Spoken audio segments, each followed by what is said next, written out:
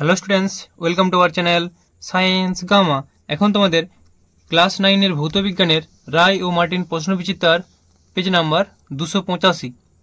এখানে তোমাদের যে সেকেন্ড সামেটিভের 10 নম্বর মডেল সেটটা দেওয়া হয়েছে, অর্থাৎ শান্তাময়ী গার্লস হাই স্কুল।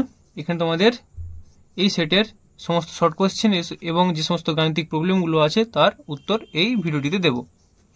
তো দেখো, গ্রুপে একের দাগের একটা কোন সংখ্যাকে আণুবীক্ষণিক ও দৃশ্যমান জগতের যোগসূত্র বলা হয়? তো সঠিক অ্যান্সার হবে অ্যাভোগাড্রো সংখ্যা। এরপর দুয়েরটা এসটিপিতে কোনো গ্যাসের মোলার আয়তন কত? বিয়েরটা 22.4 লিটার। এরপর তিনেরটা পীড়ন ও প্রদত্ত কোন রাশির মাত্রা অভিন্ন? তো পীড়ন সমান আমরা কি জানি? পীড়ন সমান বল বাই ক্ষেত্রফল, তার মানে চাপের এককের সঙ্গে অভিন্ন। এরপর চারেরটা এইচ গভীরতায় ডি ঘনত্বের তরলের অভ্যন্তরের চাপ পি হলে পি সমান কি হবে? না পি সমান এইচ ডিজি। অ্যান্সার হবে বিয়েরটা। এরপরে কোয়েশ্চেন ভিয়েরটা অর্থাৎ পাঁচেরটা, একটি বস্তুর ভর দ্বিগুণ করলে তার গতিশক্তি পূর্বের কত গুণ হবে? না দ্বিগুণ হবে। তাহলে half m v square, m এর জায়গায় 2m বসলে কত হবে? এম এর জায়গায় 2m ভি স্কোয়ার, তার মানে দ্বিগুণ হয়ে যাচ্ছে। তার মানে 2 × হাফ এম ভি স্কোয়ার মানে দ্বিগুণ। কোন ক্ষেত্রে টিন্ডাল এফেক্ট দেখা যায়? তো যেটা ক্লোরোইডীয় দ্রবণ হবে তার ক্ষেত্রে টিন্ডাল এফেক্ট দেখা যাবে। তো স্টার্চের দ্রবণ হলো ক্লোরোইডীয় দ্রবণ, তার মানে এই ক্ষেত্রে টিন্ডাল এফেক্ট দেখা যাবে। কোন অক্সাইডটি আম্লিক অক্সাইড? আমরা জানি অধাতব অক্সাইড হলো আম্লিক অক্সাইড। তো এখানে আছে জিঙ্ক, অ্যালুমিনিয়াম। তো দেখো, এখানে একটা কার্বন মনোক্সাইড সিও আছে, এটাও অধাতু। আর এখানে ফসফরাস আছে P2O5, দুটোই কিন্তু অধাতু। হলেও সিও হচ্ছে প্রথম অক্সাইড, কার্বন মনোক্সাইড হলো প্রথম অক্সাইড, আর P2O5 হলো আম্লিক অক্সাইড। তাহলে সঠিক অ্যান্সার হবে ডিএরটা। এরপর আটেরটা H2SO4 কে শনাক্তকরণের জন্য ব্যবহৃত হয়? তো বেরিয়াম ক্লোরাইড। অ্যান্সার হবে বিয়েরটা। তো এরপর গ্রুপ এ হয়ে গেল। গ্রুপ বি, তো দেখে নাও গ্রুপ বি এর অ্যান্সারগুলো। দুই দাগের একেরটা, উষ্ণতা বৃদ্ধিতে দ্রাব্যতা অপরিবর্তিত থাকে এমন একটি কঠিন পদার্থের নাম লেখো। তো এটা লিখবে NaCl, মানে তোমরা লিখবে যে সোডিয়াম ক্লোরাইড। আমি সংকেতটা শুধু লিখছি সোডিয়াম ক্লোরাইড, ভাষাটা লিখবে, ঠিক আছে? এবার দেখো, এখানে কিন্তু পুরোপুরি সম্পূর্ণরূপে অপরিবর্তিত থাকে না। উষ্ণতা বৃদ্ধিতে খুব অল্প পরিমাণে কিন্তু এর দ্রাব্যতা বৃদ্ধি পায়, কিন্তু NaCl লেখা চলবে, এটাই লিখতে হবে। এরপর 1 mu সমান কত কেজি? না 1.066 গুণিত 10⁻27 কেজি। 1 mu সমান 1.66066 গুণিত 10⁻27 কেজি। এরপর এটা বলয় পরীক্ষায় উৎপন্ন বলয়ের সংকেত লেখো। বলয় পরীক্ষায় উৎপন্ন বলয়ের সংকেত হলো FeH2O এর হোল 5 NaSO4। FeH2O এর হোল 5 NO থার্ড ব্র্যাকেট ঘিরে, তার বাইরে হবে SO4। সিজিএস পদ্ধতির শক্তির একক কি? তো সিজিএস পদ্ধতির শক্তির একক হলো আর্গ। এরপর পাঁচের দাগেরটা, কোন তরলের উষ্ণতা বাড়ালে পৃষ্ঠটান কিভাবে পরিবর্তিত হয়? তো উষ্ণতা বাড়ালে পৃষ্ঠটান হ্রাস পায়। শূন্যস্থান পূরণ পৃষ্ঠটান হলো এক প্রকার কি? তো বলতে পারো পৃষ্ঠটান মানে কি?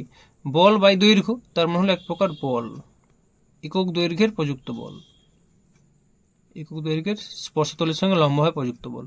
সত্য মিথ্যা, সান্দ্র বল তরলে বিভিন্ন স্তরের মধ্যে আপেক্ষিক গতিকে বাধা দেয়? অবশ্যই বাধা দেয়, সত্য হবে অ্যান্সারটা।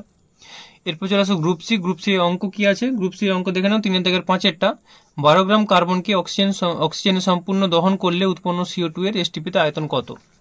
ঠিক আছে, তো তোমাদের কেন সম্পূর্ণ উত্তর দিচ্ছি না, আগের ভিডিওতেই বলেছি। তো দেখে নাও।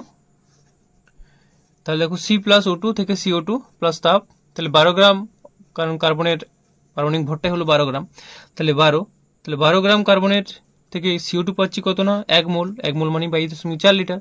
তাহলে 12 গ্রাম কার্বনকে অক্সিজেনে সম্পূর্ণ দহন করলে উৎপন্ন CO2 এর এসটিপিতে আয়তন হয় 22.4 লিটার। এটি উত্তর, ঠিক আছে? তো চলো এরপরে কোশ্চেন কি আছে।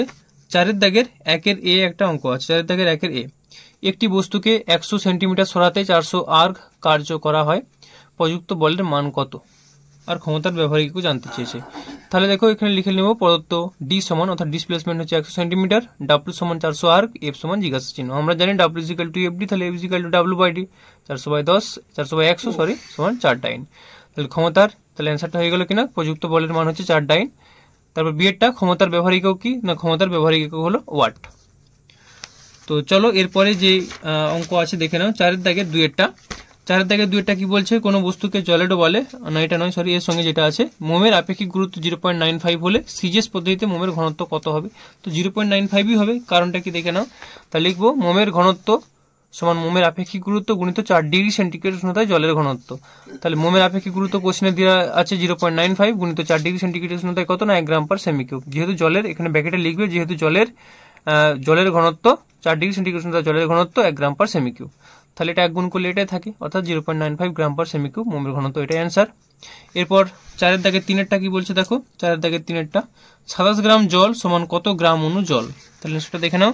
তাহলে লিখবে জলের আণবিক ভর H2O, জলের ব্র্যাকেট এখানে লিখে দিবে H2O, এর আণবিক ভর, তাহলে হাইড্রোজেনের কত 1 গুণিত 2 প্লাস 16 অক্সিজেন, তাহলে 18, তাহলে 18 গ্রাম জল সমান 1 গ্রাম অণু জল, তাহলে 27 গ্রাম জল সমান 1/18 গুণিত 27 গ্রাম অণু জল, তার মানে কাটাকাটি করলে পাবে 1.5 গ্রাম অণু জল।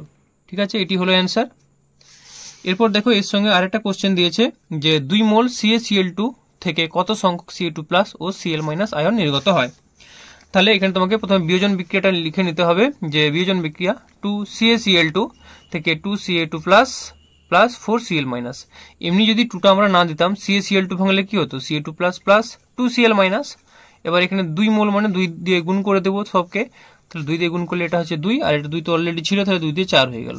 তারপর এখানে 2 মোল পাচ্ছি, এখানে 2 ইন্টু অ্যাভোগাড্রো সংখ্যক, আর Cl- পাবো 4 ইন্টু অ্যাভোগাড্রো সংখ্যক। তাহলে লিখবো 2 মোল CaCl2 থেকে Ca2+ আয়ন নির্গত হয় 2 গুণিত 6.022 গুণিত 10⁻23 মানে 12.044 গুণিত 10⁻23t, আর 2 মোল CaCl2 থেকে Cl- আয়ন নির্গত হয় 4 ইন্টু অ্যাভোগাড্রো সংখ্যা, তার মানে পাচ্ছি আমরা 24.088 গুণিত 10⁻23t। এটি হলো অ্যান্সার। তো আজকের ভিডিওটা এই পর্যন্তই, তোমাদের শর্ট কোশ্চেন এবং গাণিতিক প্রবলেমগুলো উত্তর দিলাম। তো এর পরের ভিডিওতে তোমাদের 11 নম্বর স্কুলটির উত্তর দেওয়া হবে এইভাবেই। তো তোমরা চ্যানেলটিতে নতুন হয়ে থাকলে এই ধরনের ভিডিওগুলি পাওয়ার জন্য অবশ্যই চ্যানেলটিকে সাবস্ক্রাইব করো, আর ভিডিওটি কেমন লাগলো অবশ্যই কমেন্ট করে জানিও। ওকে, বাই।